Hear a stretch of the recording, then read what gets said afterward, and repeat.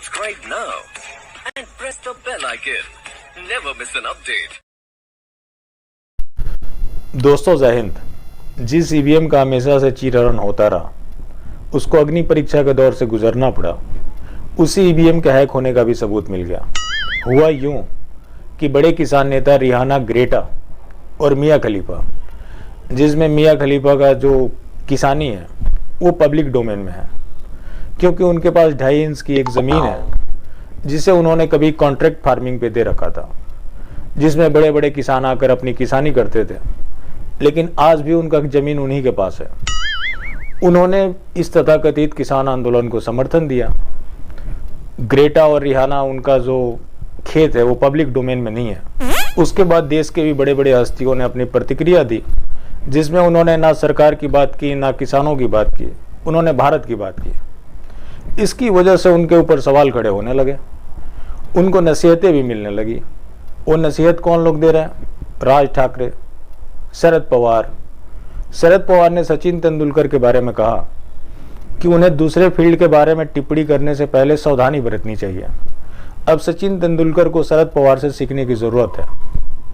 वो शरद पवार जो हमेशा से कांग्रेसी रहे हैं, अपनी पार्टी भी बनाई, उसके बाद भी कांग्रेस के समर्थक रहे, उसके सहयोगी रहे। जब सचिन तेंदुलकर को राज्यसभा भेजा गया, भारत रत्न दिया गया, उस सरकार में वो भी शामिल रहे। उन्होंने उस समय इसके बारे में नहीं सोचा।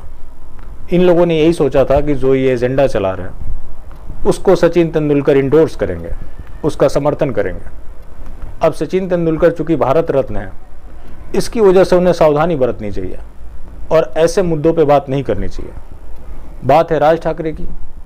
उन्होंने कहा कि सरकार को लता मंगेशकर और सचिन तेंदुलकर को नहीं बोलना चाहिए, क्योंकि ये भारत रत्न है और इन्हें ये अधिकार नहीं रह जाता। इसके लिए अक्षय कुमार काफ़ी है। और जो हमारे देश के विपक्षी नेता हैं वो सारे रिहाना, ग्रेटा और मियां खलीफा, इनको धन्यवाद करने लगे, उनके ट्वीट को रिट्वीट करने लगे, ऐसा मानो कि इन्हें चुनाव वहीं से जाकर लड़ना हो। और मैं पूछना चाहता हूं, कांग्रेस को आखिर बार बालाओं, पॉर्न स्टार या फिर पॉप स्टार से इतनी प्रेम क्यों है? ये लोग हमेशा उन्हीं के पीछे दौड़ते हैं। उसके बाद जब चुनाव होता है तो ये लोग कहते हैं कि ईवीएम हैक हो गया। जब सचिन तेंदुलकर ने देश का समर्थन किया तो उनके पोस्टर पे काली गिराया गया। अब ये फोटो पता नहीं सच है या बनावटी है।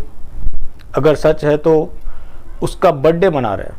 अगर ये फोटो सच है तो इनका भगवान ही मालिक है। इन लोगों ने बीजेपी का विरोध किया, जो कि करना भी चाहिए। एक अलग पॉलिटिकल पार्टी है तो दूसरे पार्टी का समर्थन नहीं करेंगे। उसके आड़ में इन्होंने हिंदुओं का विरोध शुरू किया। इन लोगों ने बीप पार्टी रखी थी ताकि ये बीजेपी को चिढ़ाए, और चिढ़ा किसको रहते? हिंदुओं को। उसके बाद वहाँ इनकी बात नहीं बनी तो ये देश का विरोध करने लगे।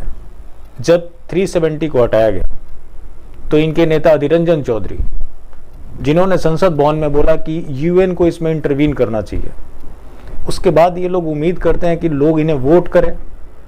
प्रियंका वाड्रा, इनके पार्टी के लोग बीफ पार्टी करते हैं और वो यूपी में गाय बचाओ यात्रा की बात कर रही हैं, और ये लोग कहते हैं कि ईवीएम हैक हो गया। अगर इन लोगों ने सरकार की कमज़ोर कड़ी को पकड़ना शुरू किया होता तो आज इनके ये हसर नहीं होते। सरकार की भी कमज़ोर नसें हैं, जैसे जनसंख्या नियंत्रण कानून, यूसीसी, उसके ऊपर ये नहीं घेरेंगे, क्योंकि वहाँ इनका वोट बैंक नाराज हो जाएगा। उनका ये कमज़ोर कड़ी क्यों बन गया है? क्योंकि वो लोग तुष्टीकरण के मामले में कांग्रेस को भी पीछे छोड़ चुके हैं। आपने अक्सर सुना होगा, नरेंद्र मोदी हमेशा महिलाओं की बात करते हैं। तो किन महिलाओं की बात करते हैं? मुस्लिम महिलाओं की। स्कॉलरशिप की बात आती है तो किन की आती है? मुस्लिम बच्चियों की। कभी आपने सुना है कि हिंदू महिलाओं या हिंदू बच्चियों की बात करते हों? लेकिन वहाँ ये नहीं घेरेंगे और ऊपर से ये कहेंगे कि ईवीएम हैक हो गया। और वहीं बीजेपी सचिन तेंदुलकर के साथ खड़ी है। उम्मीद करता हूँ कि बंगाल चुनाव आने वाले हैं, वहाँ ये ईवीएम का रोना नहीं रोएंगे। फिर मिलते हैं। जय हिंद।